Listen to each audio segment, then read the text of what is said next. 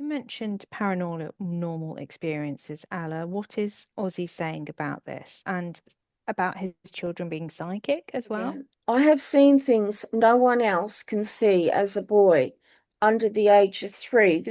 He's showing me as a tiny boy, and it looks like he's in some form of a cot when he's saying it. Um, yeah, with quite longish brown hair.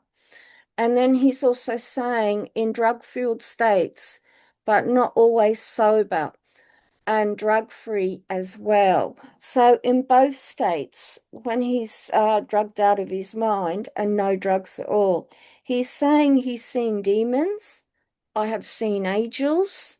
He has seen Jesus, he's saying, felt objects carrying the past. So in other words, he's touched objects where he can feel the energy of what's happened to it before.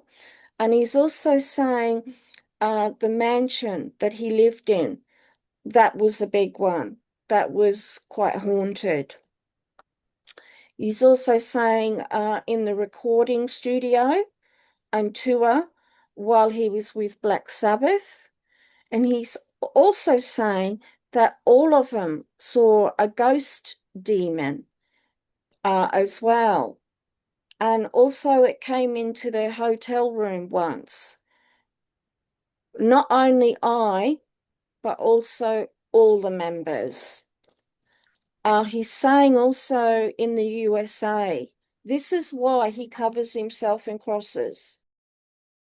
Okay, you stated that in Ozzy's Welders House in Buckinghamshire, it's been described as being profoundly haunted with a history as a former psychiatric hospital for women.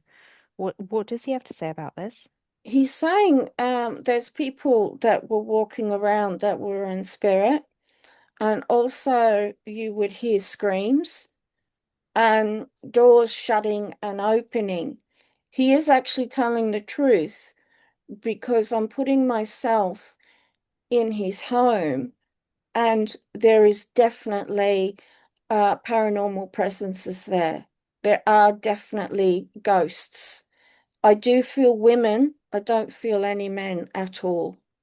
Tell us about the dark presence in your studio. Once described an intense paranormal encounter at a Welsh farm, which has been converted into Rockfield Studio in Wales, where apparently a dark energy left a lasting impact. Um, in the 70s with Black Sabbath working on Paranoid and later in the 80s with solo tracks like Crazy Train. Ozzy and his bandmates blamed a resident poltergeist for bizarre disturbances involving smashed windows, crockery, broken doors, and clothes, which were mysteriously floating in nearby streams. Incidents the band initially blamed on the entity rather than their own kind of bad boy antics. Um, Ozzy apparently fled the oppressive studio mid-session, vowing never to return due to this haunting presence. Is this true? Is this just PR stuff to, gain headlines? What happened? Yes, yes, it is true. He's saying we were not high on drugs during our recording sessions. And then I can actually see it myself. I can see like a chair go flying, a dark wooden chair, but it looks like it wasn't made in the 70s. It looks like it was made in the 30s or 20s. Um, yeah, and also he's saying to me, glasses floating in the air. And then he's saying, you name it, we saw it. Now I can see this also myself. I can see a blonde woman in a nightie walking around the studio. In one chilling incident during a séance with a Ouija board involving Ozzy, Bob Dalesley, and guitarist Randy Rhoads, the board spelt out Rhodes. It was followed by a prophetic message saying, "You are going to die." What's this all about? He's saying here, we would do everything to invoke the dark Right. side. He destroyed the board in fear, and tragically, Rhodes died in a plane crash 3 years later, amplifying the sense of foreboding and dark energy. Yeah, and he's basically saying people wonder why I cover myself in crosses. That Okay. scared So, everybody, the life out of them. And in a sense, he's saying to me, he blames himself and he wishes it was him. okay. Well, he's delving in the dark side of the unknown. He's reflected on the studio as magic for creativity, though. This is the other side. Tell us about Um, this. They produce some amazing music, helped by the good and the bad forces, he's saying. He feels Okay. that that just made their music spectacular, that stood out to the point where they sold out in America, which is quite hard to do. America's hard to crack. Interesting, because he came across as a skeptic in the Osbourne show. Why was this? It was Sharon who organized the oops F show. Sorry. He's saying we needed the money and we had to act as well.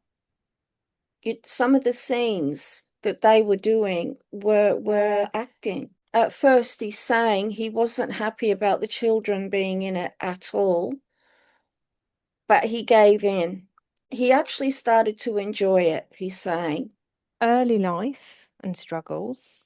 Ozzy was born in Aston in Birmingham, uh, the fourth child of six children, of Jack, a toolmaker, and Lillian, a car parts worker. Growing up post-World War II in poverty and hardship, he faced undiagnosed dyslexia and ADHD, struggling with school and being bullied, including future bandmates Tony Imomi. Osborne's early life took a darker turn with petty crime, leading to a 6-week stint in Winston Green at 17 for burglary after failing to pay a fine. This experience, coupled with hearing the Beatles' She Loves You, inspired him to pursue music. He placed an ad as Ozyy Zig in a local music shop, which led to his connection with Geezer Butler and Tony, forming the foundation of Black Sabbath. His iconic Ozyy knuckle tattoo, self-applied in his teens, became a symbol of his rebellious identity. How does he feel about his early He's life? saying here that his parents worked very hard. They weren't reachable half the time, but they loved and accepted me. If I had not formed the band, he's saying that he probably would end up in jail. I was called stupid and I was over the top with so much energy. He didn't know what to do with himself. And he's saying the music saved his life, or he would have looked at four walls as in jail for most of his life. So, Black Sabbath, and let's have a look at his rise to fame. 68 to 79, he co-founded Black Sabbath with all of his mates, initially calling themselves Poker, Talk, Blues, and Earth. Interesting. Inspired by a 1963 Boris Karloff horror film, they adopted the name Black Sabbath and pioneered heavy metal with their dark, heavy sound. The debut album Black Sabbath reached number 8 in the UK, number 23 in the US. This was followed by classics like Paranoid, with War Pigs and Iron Man and Master of Reality. By Sabbath, Bloody Sabbath in 73, the band had earned critical acclaim, selling over 100 million records worldwide. His wailing vocals, the band's ominous sound, rooted in Birmingham's industrial grit, defined this genre. How did he feel about this time of his life? Oh, he sang with a huge smile on his face. He loved it. He loved everything about it. The music, the fashion, the travel, the fame, the women, of course. And he's saying he had to pinch himself from time to time to make sure that this was really happening to him. And the money, lastly. Yes, everybody needs money, he's saying, but it was just everything. It was so exciting.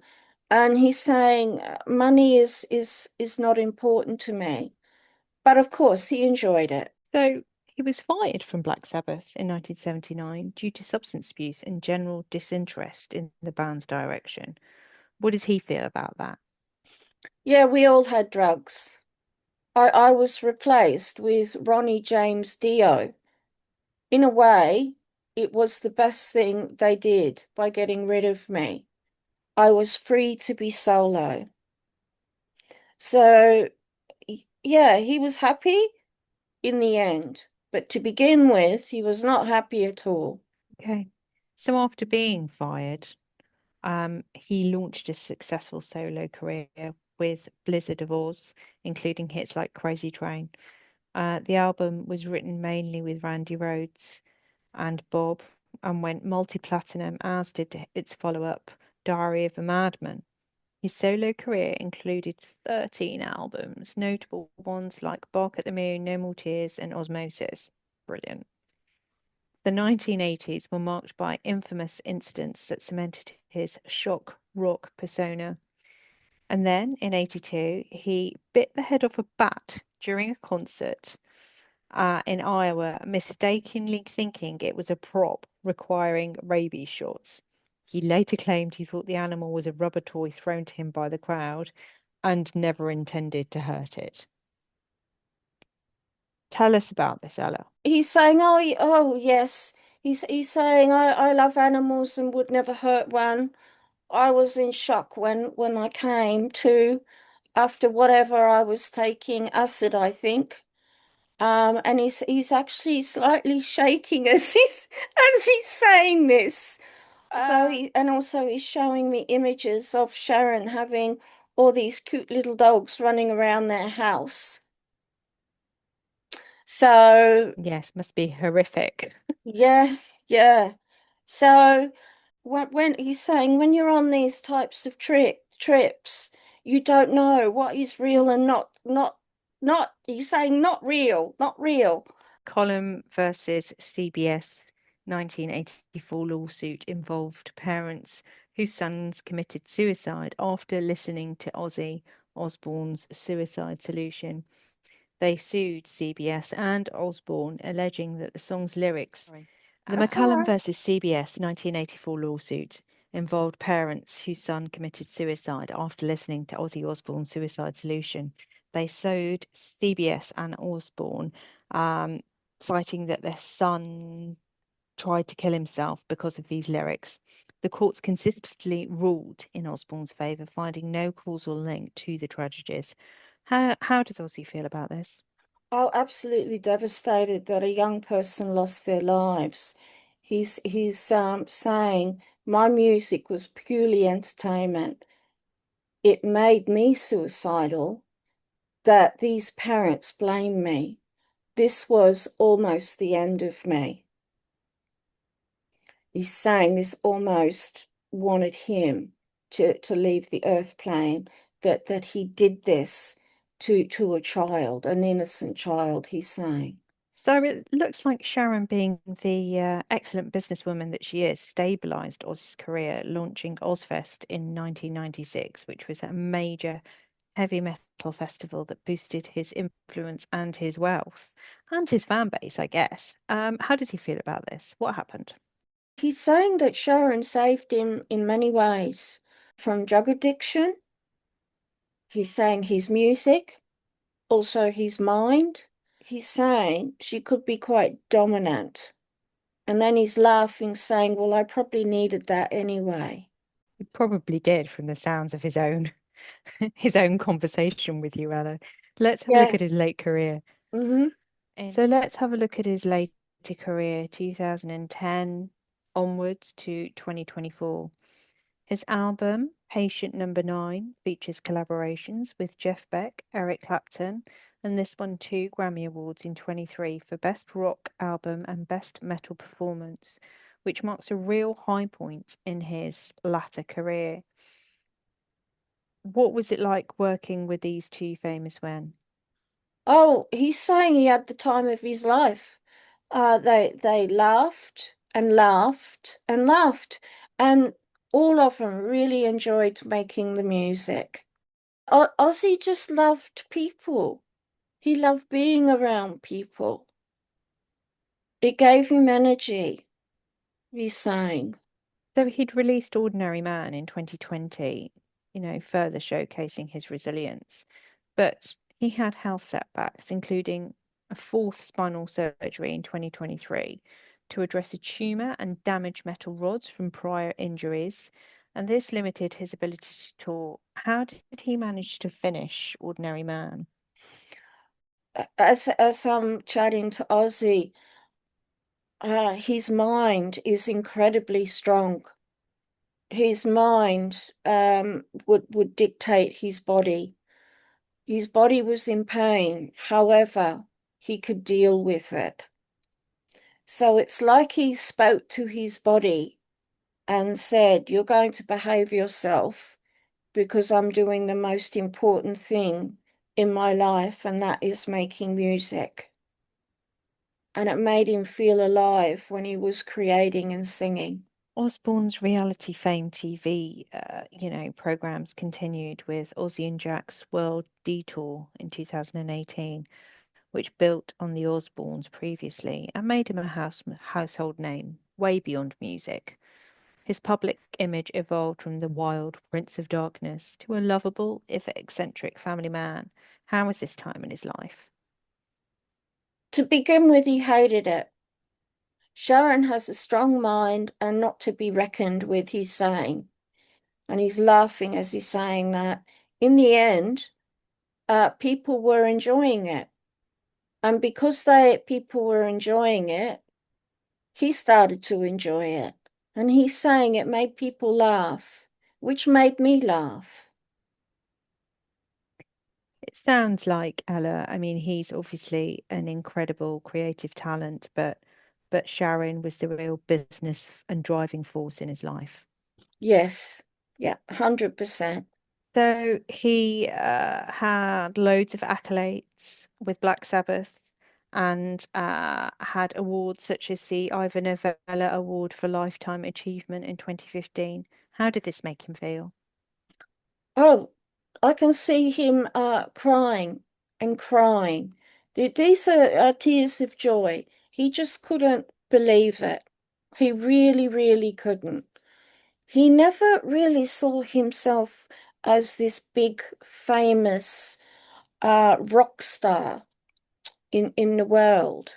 He was always quite humble with it, quite down to earth with it, even though half the time he was off his head on drugs.